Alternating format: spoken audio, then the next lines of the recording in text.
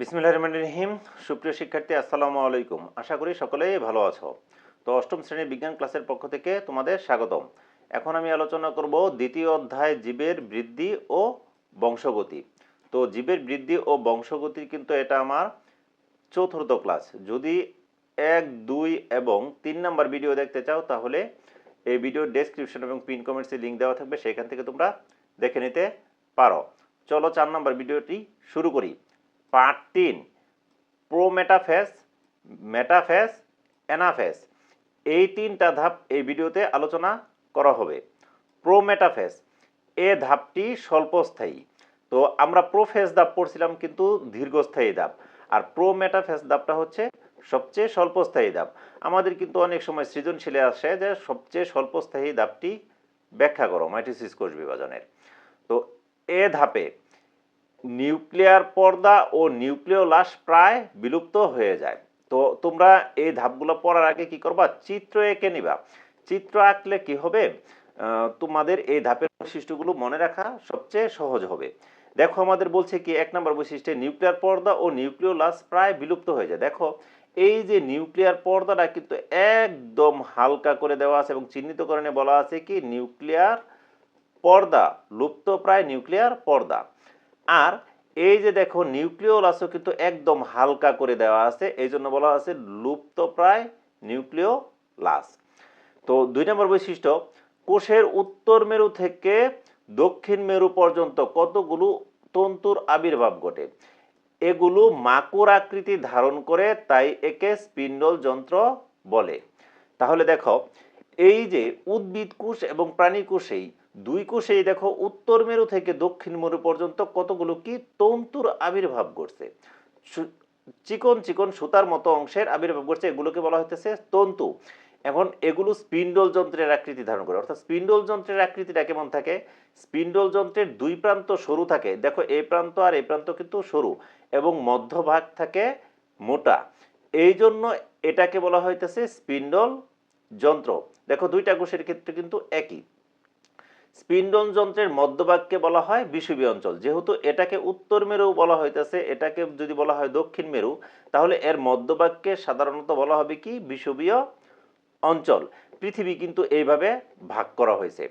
তো প্রাণী কোষে সেন্ট্রিওল দুটির চারদিক থেকে বিচ্ছুরিত রশ্মির মতো অ্যাস্টার রশ্মির আবির্ভাব ঘটে। এই দেখো প্রাণী কোষের দুই প্রান্তে কিন্তু দেখো সেন্ট্রিওল আছে, এবং সেন্ট্রিওল থেকে যে রশ্মিগুলা আবির্ভূত হচ্ছে এই রশ্মিগুলো কি অ্যাস্টার রশ্মি বলা হয়। এবং কোষের দুই বিপরীত মেরুতে পৌঁছাতে স্পিন্ডল তন্তু গঠন করে। কে স্পিন্ডল তন্তু গঠন করে?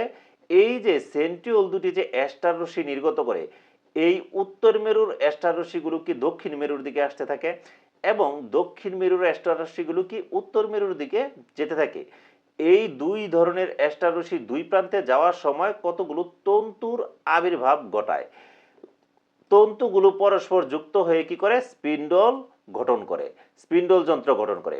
এখন দেখো এই যে উদ্ভিদ কোষের ক্ষেত্রে দেখো এই সব কটা তন্তু কিন্তু একটা নির্দিষ্ট বিন্দুতে যায় যুক্ত হয়েছে, এই প্রান্তে এবং এই প্রান্তে দুই বিপরীত প্রান্তে কিন্তু যুক্ত হয়েছে। কিন্তু প্রাণী কোষের ক্ষেত্রে কিন্তু আমাদের এভাবে দেখানো হয় নাই।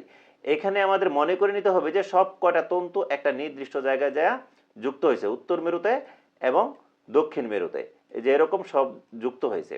তো এই যুক্ত হওয়ার ফলেই কিন্তু স্পিন্ডল যন্ত্র গঠিত হলো।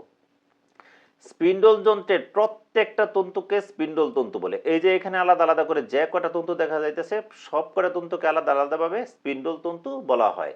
এদের থেকে যে তন্তুগুলো ক্রোমোজোমের সেন্ট্রোমিয়ারে যুক্ত হয় তাদেরকে ট্রাকশন ফাইবার বা আকর্ষণ তন্তু বলে। অর্থাৎ ট্রাকশন মানেই হলো কি আকর্ষণ, ফাইবার মানে তন্তু বা আঁশ। তো এখন এই যে দেখো এখানে যে স্পিন্ডল তন্তু আছে, অনেকগুলা তন্তু আছে না, কিন্তু দেখো সব কয়টা তন্তু কিন্তু ক্রোমোজোমের সেন্ট্রোমিয়ারকে আকর্ষণ করে নাই। কিছু কিছু তন্তু সেন্ট্রোমিয়ারের কে আকর্ষণ করছে, ক্রোমোজোমের সেন্ট্রোমিয়ারকে আকর্ষণ করছে, আর ওই তন্তুগুলোকেই ট্রাকশন ফাইবার বা আকর্ষণ তন্তু বলা হয়। এই ছিল আমাদের প্রোমেটাফেজ ধাপে। এখন আমরা পড়ব কি মেটাফেজ ধাপ। তো আমি আগেই বলছি যে আমাদের কোনো ধাপ পড়ার আগে চিত্রটা ভালো করে দেখে নিতে হবে এবং চিত্রটা মস্তিষ্কে ধারণ করতে হবে, না দেখে অঙ্কন করতে হবে। কারণ চিত্রগুলো কিন্তু আমাদের পরীক্ষাতে আসে, তখন কিন্তু আমাদের এগুলো না দেখেই অঙ্কন করতে হয়। সুতরাং তোমরা সবাই প্রত্যেকটা ধাপের চিত্র ভালো করে অঙ্কন করা শিখে নিবা। এখন দেখো এই মেটাফেজ ধাপে কি হচ্ছে, ক্রোমোজোমগুলো দেখো সব কিন্তু মাঝখানে আসছে, উদ্ভিদ কোষ এবং প্রাণী কোষের উভয়টাতেই মাঝখানে আসছে না ক্রোমোজোম। এবং দেখো যে অন্যান্য ধাপের তুলনায় এই ধাপের ক্রোমোজোমগুলো কিন্তু তুলনামূলকভাবে খাটো। যেহেতু ক্রোমোজোমগুলো তুলনামূলকভাবে খাটো হয়ে গেছে, এই জন্য দেখো মোটা। তাহলে এই ধাপের বৈশিষ্ট্যগুলো কি আমরা বলতে পারি? এক, ক্রোমোজোমগুলো স্পিন্ডল যন্ত্রের বিষুবীয় অঞ্চলে আসে এবং সেন্ট্রোমিয়ারের সাথে তন্তু দিয়ে আটকে থাকে, এবং প্রত্যেকটা ক্রোমোজোম দেখো বিষুবীয় অঞ্চলে আসছে, মাঝ বরাবর আসছে, এবং এরা কিন্তু সেন্ট্রোমিয়ারের সাথে যুক্ত আছে, ক্রোমাটিডের সাথে কিন্তু যুক্ত নাই। সেন্ট্রোমিয়ারের সাথে এই ট্রাকশন তন্তুগুলো যুক্ত আছে। এ ধাপে ক্রোমোজোমগুলো সবচেয়ে খাটো ও মোটা দেখায়।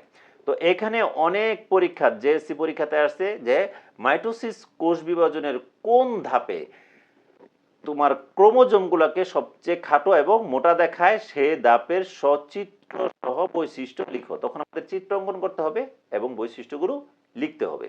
অ্যানাফেজ ধাপ, এ ধাপে দেখো এ ধাপের চিত্রগুলো আমরা দেখে নেই। প্রত্যেকটা ক্রোমোজোম কি হয়েছে, মাঝ বরাবর দুই ভাগে বিভক্ত হয়ে গেছে। মূলত এই ট্রাকশন তন্তুর সাথে কিন্তু আমাদের সেন্ট্রোমিয়ারটা যুক্ত আছে, এই সেন্ট্রোমিয়ারটাই কিন্তু এখানে দুইটা ভাবে বিভক্ত হয়েছে। এবং দেখো একটি নির্দিষ্ট অপত্য ক্রোমোজোমগুলো এক মেরুর দিকে যাইতেছে এবং অপর অপত্য ক্রোমোজোমগুলো অপর মেরুর দিকে যাচ্ছে। এবং লুপ্ত প্রায় স্পিন্ডল তন্তু, এখানে স্পিন্ডল তন্তুগুলো প্রায় লুপ্ত হয়ে যেতেছে, সম্পূর্ণ লুপ্ত হয় না, প্রায় লুপ্ত হয়ে যেতেছে। তো এক নাম্বার বৈশিষ্ট্য, প্রতিটি ক্রোমোজোমের সেন্ট্রোমিয়ার দুভাগে বিভক্ত হয়। তাহলে কি এখানে যে ক্রোমোজোমগুলো আছে প্রত্যেকটা ক্রোমোজোমের সেন্ট্রোমিয়ার মূলত দুই ভাগে বিভক্ত হয়, ক্রোমোজোম কিন্তু বিভক্ত হয় না। ফলে প্রত্যেক ক্রোমাটিডে একটি করে সেন্ট্রোমিয়ার থাকে। যেহেতু এখানে যদি একটা সেন্ট্রোমিয়ার থাকতো, এই সেন্ট্রোমিয়ারটা যদি দুই ভাগে বিভক্ত হয়ে যায় এভাবে, তাহলে অর্ধেক এই দিকে যাব আর অর্ধেক এই দিকে যাব। তার মানে কি প্রত্যেকটা ক্রোমাটিডে একটি করে সেন্ট্রোমিয়ার থাকবে। তো দুই নাম্বার বৈশিষ্ট্য, ক্রোমাটিডগুলো পরস্পর থেকে বিচ্ছিন্ন হয়ে যায়। যখন দুই ভাগে বিভক্ত হয়ে যায় তখন কিন্তু ক্রোমাটিডগুলো পরস্পর থেকে বিচ্ছিন্ন হয়ে যেতেছে। দুইজন আগে কিন্তু একসাথে ছিল, এই যে এই ধাপগুলোতে কিন্তু ক্রোমাটিড দুইটা করে কিন্তু একসাথে ছিল, এখানে স্পষ্টই দেখা যাইতেছে, তাই না? যখন এটা মাঝ বরাবর বিভক্ত হয়ে যেতেছে তখন একটা ক্রোমাটিড উত্তর মেরুর দিকে যেতেছে আর একটা ক্রোমাটিড দক্ষিণ মেরুর দিকে যাইতেছে, এটাই এখানে বলা আছে।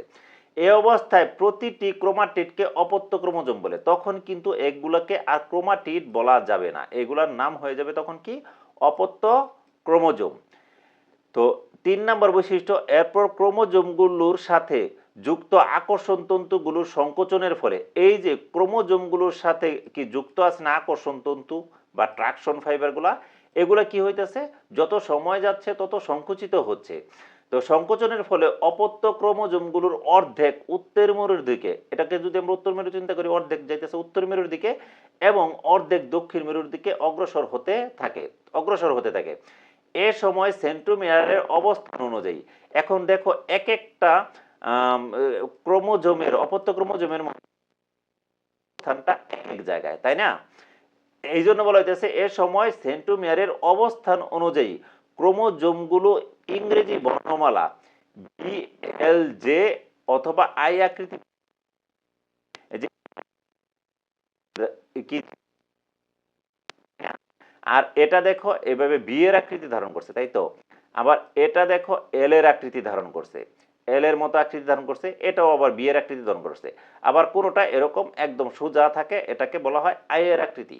তো আশা করি অ্যানাফেজ ধাপটা পারছো। তো এই ছিল এখনকার ভিডিওতে। যদি ভিডিওটি ভালো লেগে থাকে অবশ্যই চ্যানেলটিকে লাইক, কমেন্টস এবং সাবস্ক্রাইব করতে ভুলবে না। ভিডিওটি দেখার জন্য ধন্যবাদ।